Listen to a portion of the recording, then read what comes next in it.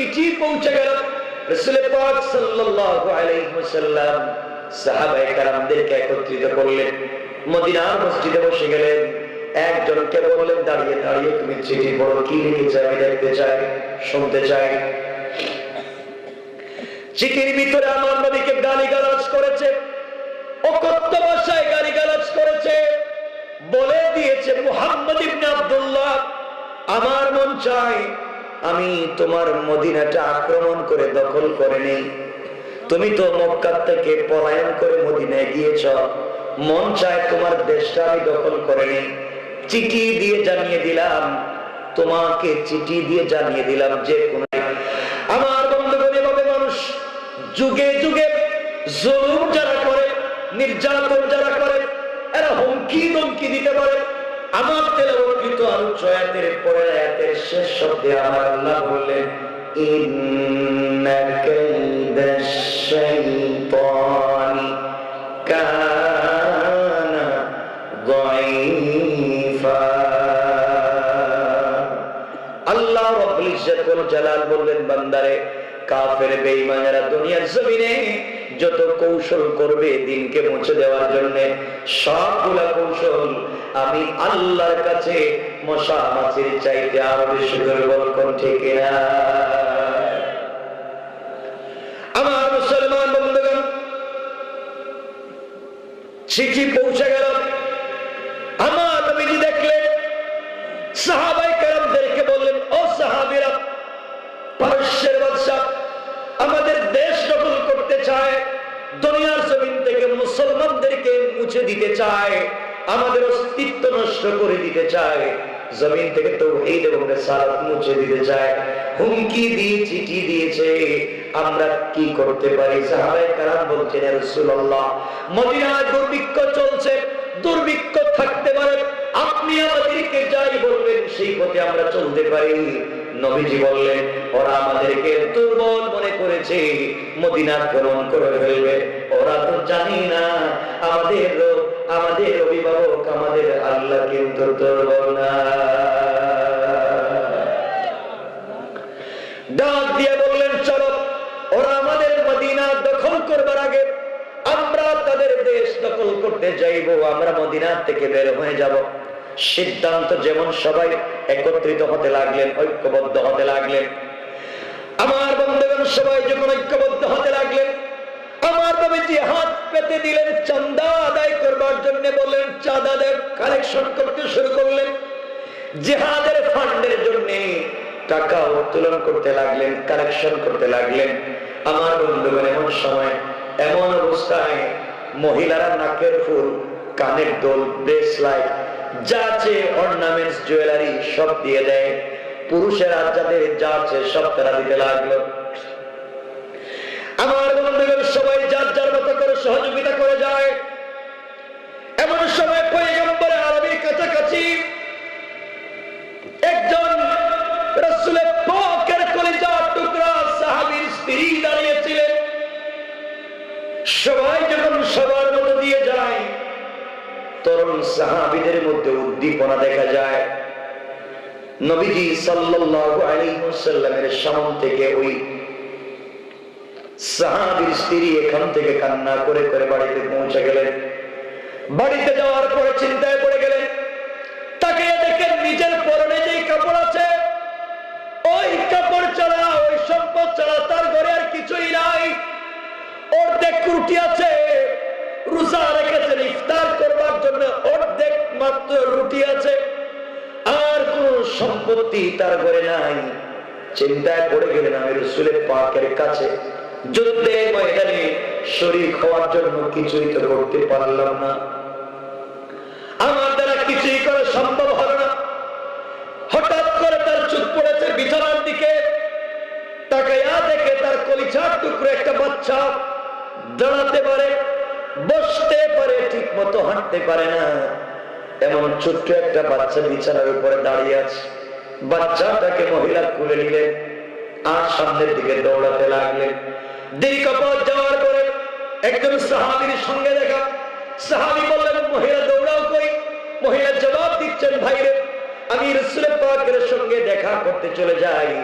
সাহাবী বলছেন গিয়ে কোনো লাভ নাই, আল্লাহ পয়গম্বর আপনাকে কোনো সহযোগিতা করতে পারবেন না, তিনি তো যুদ্ধের জন্য মানুষের কাছে হাত পেতে বসেছেন। মহিলা ডাক দিয়ে বলছেন, সাহাবী আমি আল্লাহর নবীর কাছে সাহায্য চাইতে যাই না, এই মুহূর্তে জিহাদের ফ্রন্টে আমার রাসূলকে সাহায্য আর সহযোগিতা করতে যাই। বলেন সুবহানাল্লাহ।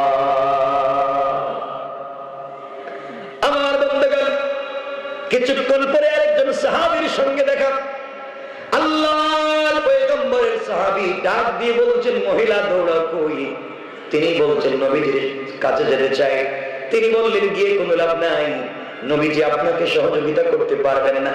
মহিলা ডাক দিয়ে বলছেন, সাহাবী সহযোগিতা আমাকে নবীজি করা লাগবে না, এই যুদ্ধের ময়দানে আমি যাই আমার রাসূলকে নিজের থেকে সহযোগিতা করার জন্য। সুবহানাল্লাহ। আল্লাহর পয়গম্বরের সামনে পৌঁছে গেলেন। আমার নবী ডাক দিয়ে বলেন, মালিক কি জন্য এসেছো, কি চাও? মহিলা ডাক দিয়ে বলছেন, ইয়া রাসূলুল্লাহ, ইয়া হাবিবাল্লাহ, আমার জিন্দেগি আমার জীবন আপনার জন্য উৎসর্গ, আমার মা বাবা আপনার জন্য উৎসর্গ, আমি যুদ্ধের ময়দানে আমি জিহাদের ফন্ডে আপনাকে সহযোগিতা করতে আসছি, আপনার কাছে কিছু চাই না। নবীজি বললেন, কি সহযোগিতা করতে চাও? এবার আল্লাহর বান্দী চোখের পানি ছেড়ে চিৎকার করে কাঁদতে লাগলেন আর ডাক দিয়ে বলছেন, ইয়া রাসূলুল্লাহ, ইয়া হাবিবাল্লাহ, পয়গম্বর আরবি, আপনি যখন যুদ্ধের জন্য জিহাদের জন্য ফান্ড কালেকশন করতে শুরু করেছেন, সবাই যার যার মতো করে দিয়ে যায়, সবাই যে যেমন পারে তেমন দিয়ে যায়। আমার মন চাইল আপনার হাতে যেন কিছু দিয়ে সহযোগিতা করি। পয়গম্বর আরবি, দেওয়ার মতো আমার কাছে কিছুই নাই, বাড়িতে গিয়েছি, বাড়িতে গিয়ে কিছুই পাই নাই। এক পর্যায়ে বিছানার দিকে চোখ গিয়েছে, আমার বাচ্চাটাকে বিছানার মধ্যে দাঁড়িয়ে থাকতে দেখেছি। ওটাকে দেখে আমার একটা স্মৃতির কথা মনে পড়ে গিয়েছে। পয়গম্বর আরবি, আমি আপনার একজন সাহাবীর স্ত্রী, আমার স্বামী কিছুদিন আগে আপনার ডাকে সাড়া দিয়া যুদ্ধের ময়দানে শহীদ হয়ে গিয়েছেন। যাওয়ার সময় আমি ছিলাম প্রেগনেন্ট, আমি ছিলাম গর্ভবতী। আমার স্বামী আমাকে ওসিয়ত করে গেলেন, স্ত্রীরে মরে যেতে পারি, শহীদ হয়ে যেতে পারি, দ্বীনের জন্য জীবন কোরবান করে ফেলতে পারি। স্ত্রীরে আমি যদি মরে যাই, তোমার পেটে আমার একটা আমানত আছে, আমার সন্তান আছে, ছেলে হবে কিনা মেয়ে হবে আমি জানি না, যেই হোক না কেন আমি যেই রাস্তায় জীবন দিতে যাই, যেই দ্বীনকে বিজয় করবার জন্য, আল্লাহর জমিনে আল্লাহর দ্বীন কায়েমের জন্য আমি যেই রাস্তায় চলে যাই, আমার বাচ্চাটাকে তুমি ওই রাস্তায় উৎসর্গ করে দিবা। পয়গম্বর আরবি স্বামী তো কথা বলে চলে গেলেন, তিনি শহীদ হয়ে গেলেন, আমি শহীদের স্ত্রী হয়ে গেলাম। কিছুদিন পরে আমার একটা সন্তান জন্ম নিল। এই সন্তানটা ছেলে সন্তান, আজকে এই পর্যায়ে এসেছে। আমার স্বামীর ওসিয়তের কথা মনে পড়েছে। আপনি যখন বলেছেন যুদ্ধের ময়দানে সহ্য করতে হবে, আমি কিছুই পাই নাই। আমার স্বামীর ওসিয়তের কথা মনে পড়েছে। স্বামী বলেছেন বাচ্চাটাকে তিনি যেই পদে চলে যান সেই পদে দেওয়ার জন্য। পয়গম্বর আরবি, আমি আমার বাচ্চাটাকে কুলে নিয়ে আপনার দরবারে এসেছি। যুদ্ধের ময়দানে দেওয়ার মতো আমার কাছে কিছুই নাই, আমি আমার কলিজার টুকরা সন্তানটাকে এই মুহূর্তে জিহাদের ফান্ডে দান করে দিতে চাই। আল্লাহু আকবার। পয়গম্বর আরবি ডাক দিয়ে বললেন, মারে এই বাচ্চাকে আমি যুদ্ধের ময়দানে নিয়ে কি করব? অস্ত্র ধরতে পারবে না, কাফেরদের মোকাবেলা করতে পারবে না, যারা অসুস্থ হবে তাদের শুশ্রূষা করতে পারবে না, এরপরে আমি বাচ্চা নিয়ে কি করব? মহিলা ডাক দিয়ে বলছেন, পয়গম্বর আরবি, আপনার যেখানে যুদ্ধ হবে ওই জায়গায় তো আপনি থাকবে, আপনাকে লক্ষ্য করে কাফের বেঈমানরা তীর নিক্ষেপ করবে, জালেমেরা নেজা নিক্ষেপ করবে, বল্লম নিক্ষেপ করবে। দুনিয়ার জমিন থেকে আপনাকে বিদায় করে দেওয়া সমূহ পরিকল্পনা করবে। যেই দিক থেকে বেশি বেশি তীর আসবে ওই দিকে আপনি আমার সন্তানটাকে ঢাল বানিয়ে করে ফেলবেন।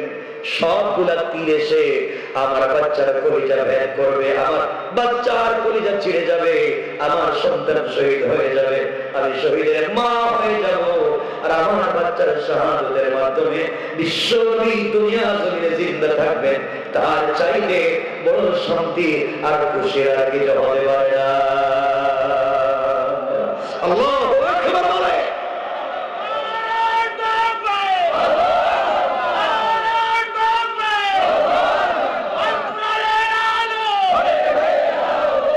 কয়েক মিনিট কথা বলবো, আর কষ্ট হচ্ছে আপনাদের, কারণ আমিও বুঝতেছি না আর আপনাদেরকে মনে হয় বুঝাইতে পারতেছি না।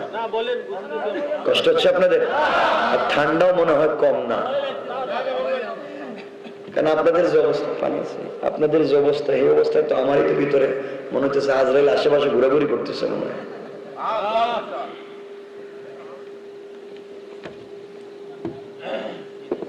কষ্ট হচ্ছে, অসুবিধা হচ্ছে, আমি কি রেখে দিব এখন ভাই? 12টা হয়ে যাচ্ছে, অনেক দেরিতে বসছি তো। আমার বন্ধুগণ বুঝে, দুইজন গোয়েন্দা এখানে বসা ছিল, চিন্তায় পড়ে গিয়েছে এরা কেমন তাদের রাসূলকে ভালোবাসে, দ্বীনকে কতটুকু ভালোবাসে। কলিজার টুকরা সন্তানকে দ্বীনের রাস্তায় দিয়ে শহীদ করে মা তার রাসূলকে বাঁচিয়ে দিয়ে কলিজায় শান্তি পায়। ইসলামের বিজয়ে সন্তানের কুরবানির পরে যারা শান্তি পায়, এদের সাথে পৃথিবীর মানুষের তৈরি করা অস্ত্র দিয়ে মোকাবেলা করে কিচ্ছু করা যাবে। আমার বন্ধুগণ কথা সংক্ষেপ করে দিতে চাই। এরপরে আল্লাহ রাব্বুল ইজ্জতুল জালাল কি বললেন দেখেন, আল্লাহ বললেন আল্লাযীনা আমানু ইউকাতিলুনা ফী সাবিলিল্লাহ।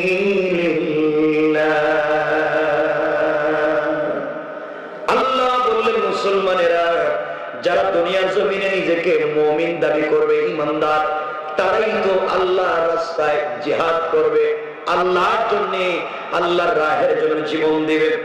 ওয়াল্লাযীনা কাফারু ইউকাতিলুনা ফী সাবিলিত তাগুত। আর যারা দ্বীন থেকে সরে গিয়েছে তারা তো তাগুতের পক্ষে চলে গিয়েছে, তারা যুদ্ধ করবে, সংগ্রাম করবে তাগুতের পক্ষে।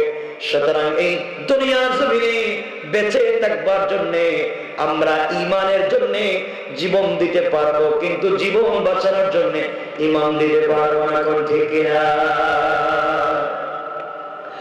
আমার বন্ধুগণ, খলিফাতুল মুসলিমিন আমিরুল মুমিনিনের জামানা চলে আসলো, হযরত ওমরের পারস্যের বাদশা। ওই সময়ের ঘটনা, ওমর রাদিয়াল্লাহু তাআলা আনহু তখন বসা ছিলেন নবীজির সামনে, যখন চিঠি দিয়ে গালিগালাজ করেছিল। দীর্ঘদিন কেটে গেল, এক পর্যায়ে দুনিয়ার জমিন থেকে রাসূল পাক ইন্তেকাল করলেন, সিদ্দিক আকবর ইন্তেকাল করলেন, হযরতে ফারুক আযমের সময় চলে আসলো। হযরতে ফারুক খলিফাতুল মুসলিমিন আমিরুল মুমিনিন হয়ে গেলেন। তার কাছে ক্ষমতা আসার পরে এবার তিনি চিন্তা করলেন, আমার নবী তো নরম দিলের মিজাজের মানুষ ছিলেন, আবু বকর নরম মিজাজের মানুষ ছিলেন, পারস্য বাদশা তো গালাগালি করবার পরে, রাগ করবার পরে, অকথ্য ভাষা ব্যবহার করবার পরে আমার নবীজি কোনো জবাব দিলেন না, সিদ্দিক আকবর জবাব দিলেন না। এবার আমার কাছে ক্ষমতা এসেছে, অবশ্যই ঈমানের তাকাজায় আমাকে জবাব দেওয়া লাগবে।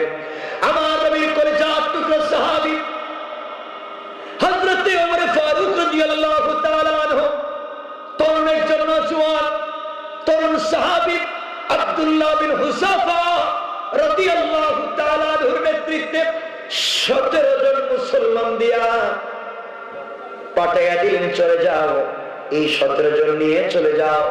তারা যেন চলে যায় পারস্য দেশের সীমান্ত এলাকা পাহারাদারি করে, সিকিউরিটির ব্যবস্থা করে, বর্ডার গার্ড হিসাবে যেন কাজ করে, কাফেররা যেন মুসলমানদের রাষ্ট্রে আঘাত করতে না পারে, এই চিন্তা করে খলিফাতুল মুসলিমিন আমিরুল মুমিনিন আব্দুল্লাহ বিন হুযাফার নেতৃত্বে পাঠাইয়া দিলেন।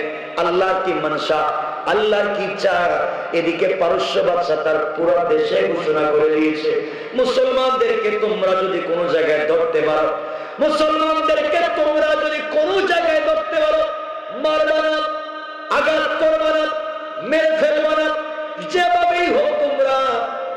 তাদেরকে আমার কাছে ধরে নিয়ে আসবা, আমার কাছে নিয়ে আসবা। আমি দেখব ওরা কেমনে ঈমানের জন্য জীবন বাঁচায় নাকি জীবনের জন্য ঈমান দিয়ে দেয়।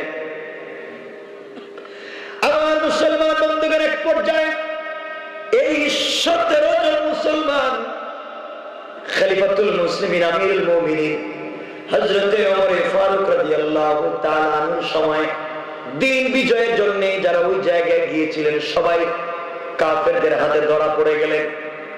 সবাই ধরা পড়ে গেলেন পারস্য বাদশার হাতে। পারস্য বাদশার সামনে তাদেরকে হাজির করা হলো। আর ডাক দিয়ে বলা হলো, বলো তোমাদের মধ্যে কে আছে? তোমাদের সবার সেনাপতি, তোমাদের টিম লিডার কে? সবাই আব্দুল্লাহ বিন হুযাফাকে দেখায় দিলেন, এই যে আব্দুল্লাহ বিন হুযাফা আমাদের টিম লিডার। আব্দুল্লাহ বিন হুযাফা রাদিয়াল্লাহু তাআলা আনহুকে বাদশা জিজ্ঞাসা করতে চায়, ও আব্দুল্লাহ বিন হুযাফা, তুমি তো বিয়ে করো নাই, জৈবিক চাহিদা সম্পর্কে তোমার ধারণা নাই, দুনিয়া সম্পর্কে তোমার খুব বেশি ধারণা নাই। তোমাদেরকে বলতে চাই কালিমা ছেড়ে দাও।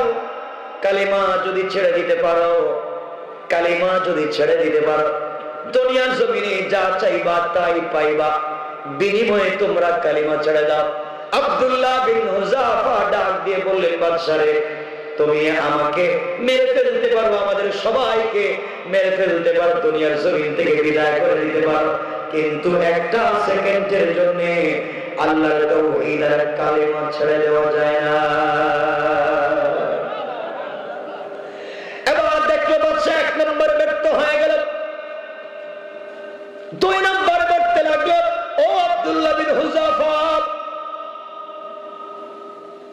তোমাদের পয়গম্বর দুনিয়ার জমিন থেকে বিদায় নিয়েছে, তোমরাও জানো আমরাও জানি।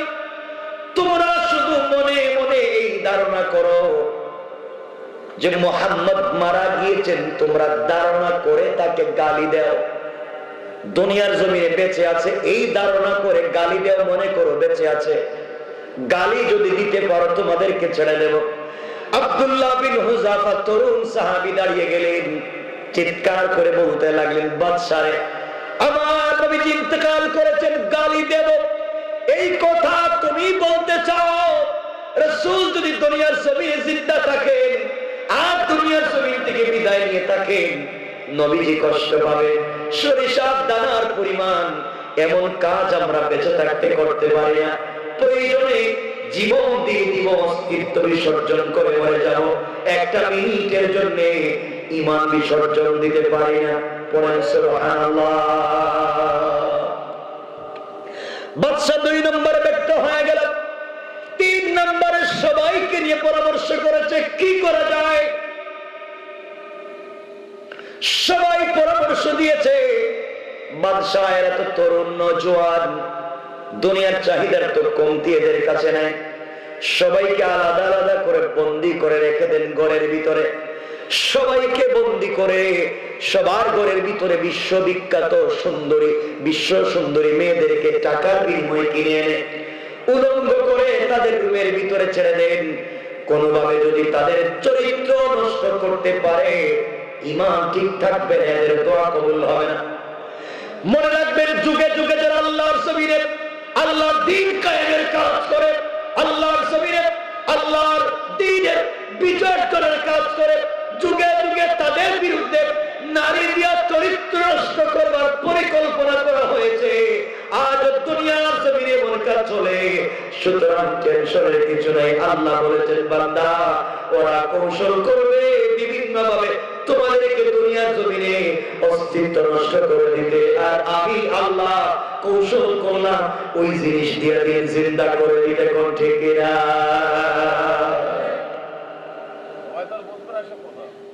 হ্যাঁ, কষ্ট হচ্ছে? আমার বন্ধুগণ, কথাগুলো শুনেন। এক পর্যায়ে সব সাহাবায়ে কেরামকে, মুজাহিদদেরকে রুমের ভিতরে আটকে দেওয়া হলো। বিশ্ব সুন্দরী মেয়েদেরকে কোটি কোটি টাকার বিনিময়ে অর্ধ উলঙ্গ করে সুন্দর করে অর্নামেন্টস জুয়েলারি দিয়া সাজাইয়া আব্দুল্লাহ বিন হুযাফা সহ প্রত্যেকজন সাহাবা প্রত্যেকজন মুসলমানদের রুমে ঢুকায়া দিল। আব্দুল্লাহ বিন হুযাফা রাদিয়াল্লাহু তাআলা আনহুর রুমে যেই মেয়েটা ঢুকলো বিশ্ব সুন্দরী, ঢুকেই মনে করেছে সে চরিত্র নষ্ট করে ফেলবে। ঘরের ভিতরে গিয়ে দেখে আব্দুল্লাহ বিন হুযাফা সিজদায় পড়ে তার রবের সঙ্গে কথা বলে যায়। আল্লাহু আকবার। মেয়েটা ঘরের ভিতরে ঢুকে পুরা রুমে চক্কর দিয়ে আব্দুল্লাহ বিন হুযাফার ডান পাশে বসে গেল।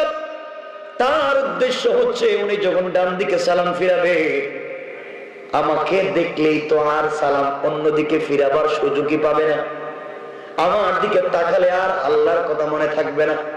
মেয়েটা অর্ধ উলঙ্গ হয়ে আকর্ষণীয় ভঙ্গিতে বসে আছে।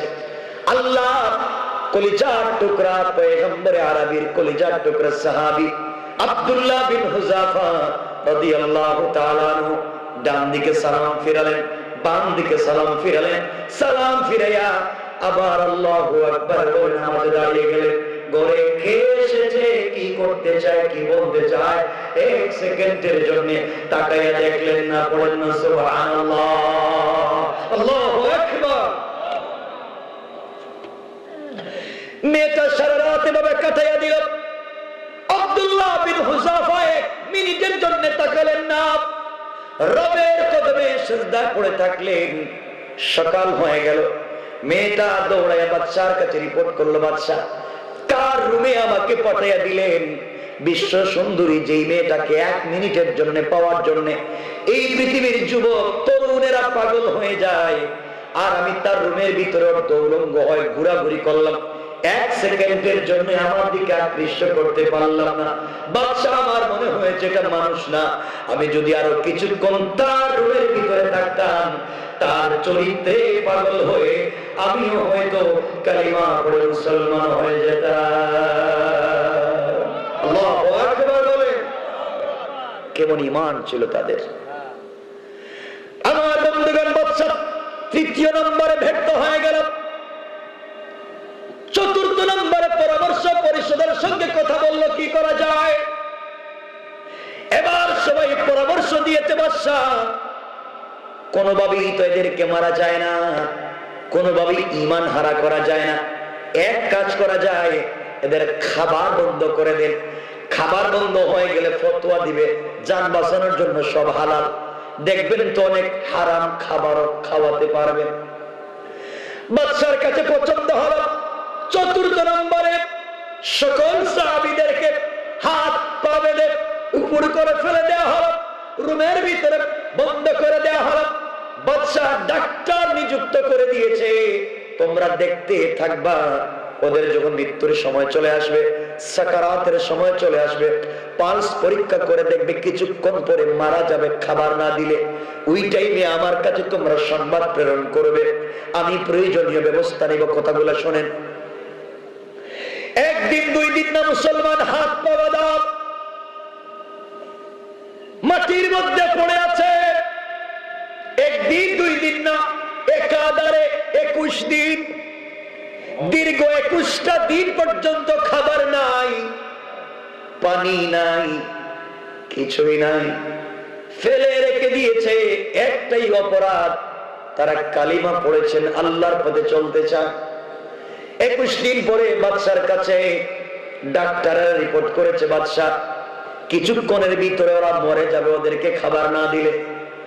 সাথে সাথে বাদশাহ খাবার পৌঁছে দিল, মদ মিশ্রিত পানি আর শুকরের বুনা গোশত, 2টা পেয়ালা প্রত্যেকজন মুসলমানদের সামনে পাঠিয়ে দিল।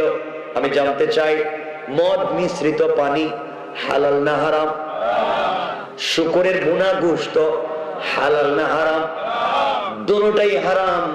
মুসলমানদের সামনে পাঠিয়ে দিয়েছে আর বলে দিয়েছে তাদেরকে জানাইয়া দিবা, কি খাবার দিয়েছো তাদেরকে বলে দিবা। আমার বন্ধুগণ, এই কথা বলে প্রেরণ করে দেয়া হলো। আব্দুল্লাহ বিন হুযাফা বললেন, কি নিয়ে এসেছো, কি আছে এখানে? সবাই বলে দিল, আব্দুল্লাহ রে, মদ মিশ্রিত পানি, শুকরের বোনা গোশত, মৃত্যুর সময় হয়ে আসছে, এই জন্য তোমাদেরকে দেওয়া হলো। উঠতে পারেন না, দাঁড়াতেই পারেন না, কষ্টে নড়াচড়া করতে পারেন 21 দিনের না খাওয়া মুসলমান বাঘের মতো গর্জন দিয়ে উঠলেন আর ডাক দিয়ে বলেন, বেওকুফ কোথাকার, কে তোমাদেরকে প্রেরণ করেছে? তোমরা মনে করেছো ইন্তেকালের আগে তোমরা হারাম খাবার খাওয়াইয়া ঈমান হারা করে দুনিয়া থেকে বিদায় দিবা? তোমরা মনে রাখো, জীবন চলে যেতে পারে, মরে যেতে পারি, একটা সেকেন্ডের জন্য হারাম খাবার মুখে দিতে পারি না। তোমরা আমাদের সামন থেকে ফেলে দেও, সরাইয়া নাও, আমরা এভাবে মরে যেতে রাজি, হারাম খাবার মুখে দিতে রাজি না। আমাদের মতো মুসলমান যদি ওখানে থাকতো তাইলে মৃত্যুর সময় জান বাঁচানো ফরজ এই ফতোয়া দিয়া সব খেয়ে ফেলতো। কথা বলেন না কেন? সব শেষ করে দিত। তারা তা করলেন না। বাদশা দেখলো চতুর্থ নম্বরে ফেল করেছে, কি করা যায়? কিছুই করা যায় না। বাদশা বলল, কি করবো এদেরকে? তো কোনোভাবে বললেন, আমাকে যেহেতু মেরেই ফেলবেন, 2 রাকাত সালাতের সুযোগ দেন, মন ভরে জীবনের শেষ সালাত গুলা পড়ে নি, আল্লাহর দরবারে কিছু কথা বলি।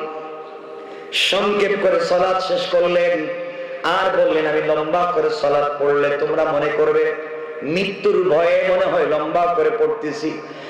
সালাত শেষ করে হাত বেয়ে দড়ি লাগানো হচ্ছে, তাকে ফাঁসি দেওয়া হবে। এমন সময় বাদশা দেখে আব্দুল্লাহ বিন হুযাফা মুস্কি মুস্কি হাসতেছে। বাদশা তো জিদ, মরার সময় হাসে কেন? জিজ্ঞেস করে আব্দুল্লাহ রে, মৃত্যুর সময় মানুষ কান্না করে, তুমি হাসো কেন? আব্দুল্লাহ বলতেছেন, বাদশা রে, এতদিন তো জেলের ভিতরে ছিলাম, যার জন্য জীবন দিতে যায়, যার জন্য এতদিন পর্যন্ত কষ্ট করলাম, আমি যদি এখন মরে যাই, মরে গেলে সেই মা মাহবুবে মেহেরবানের সঙ্গে আমার দেখা হয়ে যাবে, সেই রবের সঙ্গে আমার সাক্ষাৎ হয়ে যাবে। যেই রাসূলের সিরাতকে জিন্দা করবার জন্য অস্তিত্ব দিতে চাই, সেই নবীজি হয়তো আমার জন্য দাঁড়িয়ে দাঁড়িয়ে অপেক্ষা করছে। আমি মরে যেতে পারি, আমি জানি, আমি বুঝি। এই মুহূর্তে তুমি যদি আমাকে ফাঁসি দিয়ে দাও, আমি মরবো না, মরতে পারি না। কোরআনে রব বলেছেন, শহীদ হয়ে গেলে মরে যায় না, বরং তারা জান্নাতের ভিতরে সবুজ পাখির মতো উড়ে বেড়ায়। আল্লাহু আকবার বলে। আমার মুসলমান বন্ধুগণ, এক পর্যায়ে বাদশা হাত পায়ে দড়ি লাগাচ্ছে, আব্দুল্লাহ বিন হুযাফা হাসতেছেন আর বলছেন, বাদশা অনেক ধন্যবাদ। কেন ধন্যবাদ দিলা? কিছুক্ষণ পরে যার জন্য মরি তার সঙ্গে দেখা হবে। তুমি আমার কাজটা এত তাড়াতাড়ি প্রেমিক প্রেমিকের সঙ্গে দেখা করবার জন্য কত আগ্রহ থাকে, আমাকে তো তুমি কাজটা সারায় দিলা। বাদশার জিদ উঠে গিয়েছে, বুঝতে পেরেছে এরা মরেও তো মরতে চায় না, সুতরাং বলছে সবগুলার দড়ি থেকে নামো, আরো কষ্ট দেওয়া লাগবে। মুসলমানের ডাক দিয়ে বলেন, বাদশারে আরো যত কষ্ট দেওয়ার দিয়ে দাও, কথা দিলাম পৃথিবীর যত কষ্ট আছে সব যদি আমাদের বুকের উপরে চাপাইয়া দাও, একটা মিনিটের জন্য ঈমান দিতে পারি না। আল্লাহু আকবার বলে। ভাই লিখে দিচ্ছি, 12টার উপরে হয়ে গেছে, আর মানুষের কন্ডিশন ভালো না, বুঝতেছি। আমি রেখে দিচ্ছি, আপনাদের কষ্ট হচ্ছে? শোনেন, আরে শোনেন। আমার মুসলমান বন্ধুগণ, কথাগুলো বুঝেন। এক পর্যায়ে সবাই পরামর্শ দিয়েছে, বাদশা এদেরকে কোনোভাবেই তো কাজ করতে পারলাম না, এখন কি করব? 6 নম্বরের পরামর্শ, এদেরকে বড় বড় গর্ত খনন করে আগুন জ্বালাইয়া বড় ডেক বসাইয়া তৈল দিয়া, তৈল যখন টকবক করে উতরাবে, এক একজনকে ধরে কালিমা পড়বার অপরাধে তৈলের মধ্য দিয়া জীবন্ত পুড়াইয়া মেরে ফেল। এই সময় হয়তো তারা কালিমা ছেড়ে দিতে পারে। আমার মুসলমান বন্ধুগণ, যেই কথা সেই কাজ। গর্ত খনন করা হলো, তৈলে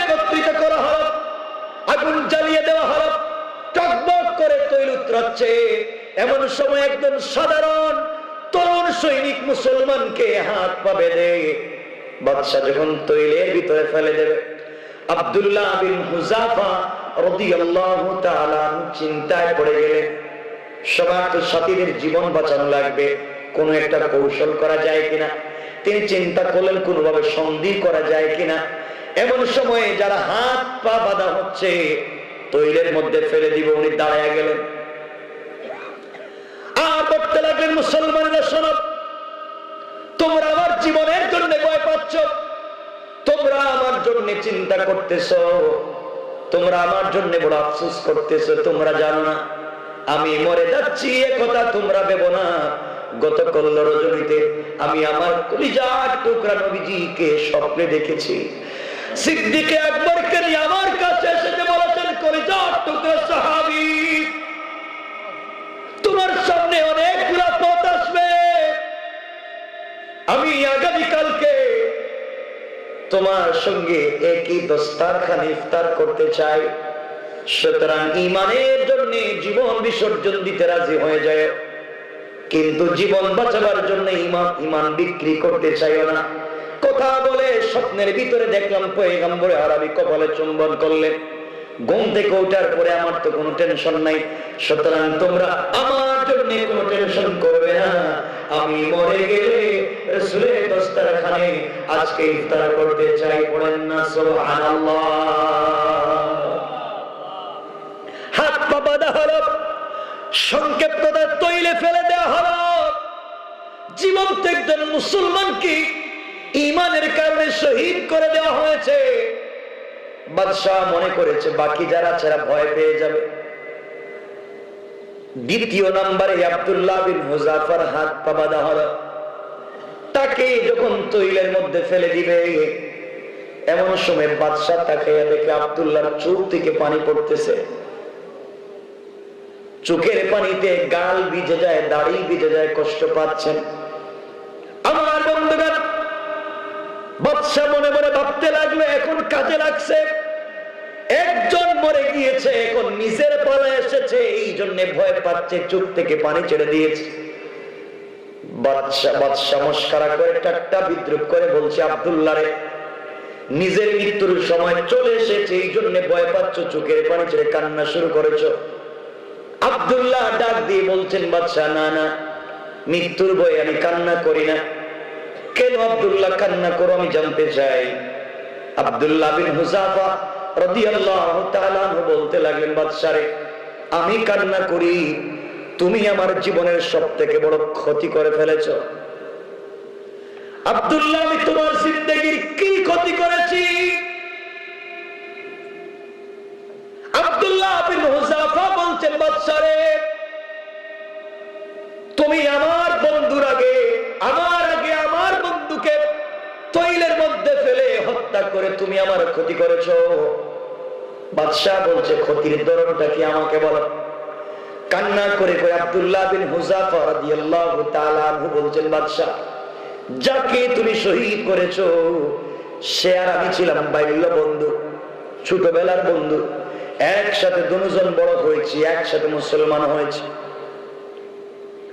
আমি আমার বন্ধুকে দেখেছি, সে যদি 2 রাকাত সালাত পড়েছে, আমি 4 রাকাত পড়েছি। সে যদি 1 ঘন্টা আল্লাহর রাস্তায় জিহাদ করেছে, আমি 2 ঘন্টা করেছি। সে 1 টাকা আল্লাহর রাস্তায় দান করলে আমি 2 টাকা দান করেছি। এইভাবে আমরা সারা জিন্দেগি প্রতিযোগিতা করেছি, ঈমানের কাজে আমরা প্রতিযোগিতা করেছি। কিন্তু কোন প্রতিযোগিতায় জিন্দেগিতে আমার বন্ধু ফার্স্ট হতে পারে নাই। সকল প্রতিযোগিতায় আমি ছিলাম ফার্স্ট, বন্ধু ছিল সেকেন্ড। দান খয়রাতে আমি ছিলাম ফার্স্ট, যুদ্ধের ময়দানে ফার্স্ট, সব কাজে আমি ছিলাম ফার্স্ট। কিন্তু আমার বন্ধু ইন্তেকাল করে শহীদ হয় রাসূলের সঙ্গে মিলে যাওয়ার জন্য জীবনের শেষ আমলে সে হয়ে গেল ফার্স্ট। জান্নাতে যাওয়ার কাজে সে হয়ে গেল ফার্স্ট, আমি হয়ে গেলাম সেকেন্ড। এই জন্য আমি কষ্ট পাই। তুমি যদি আমার বন্ধুকে আগে হত্যা না করে আমাকে করতে, তাহলে আমি বড় খুশি হতাম, নবীজির সঙ্গে আগে দেখা করতে পারতাম। আমার আগে আমার বন্ধুকে শহীদ করে তুমি আমার আগে তাকে জান্নাতে পৌঁছায়া দিলে। জিন্দগির শেষ আমলে আমি তার সঙ্গে প্রতিযোগিতা করে পারলাম না, এই জন্য আমি কান্না করি, তোমার কারণে কান্না করি না। বাদশা আশ্চর্য হয়ে গেল, এরা দেখতেছি মরার সময় কে কার আগে মরবে এই জন্য প্রতিযোগিতা করতে চায়, কে কার আগে আল্লাহর রাস্তায় জীবন দিবে এই জন্য প্রতিযোগিতা করে। সুতরাং এরা তো দেখি মরেও মরে না, সুতরাং এদেরকে এভাবে মারা যাবে না, সবগুলা বন্ধ করে দাও।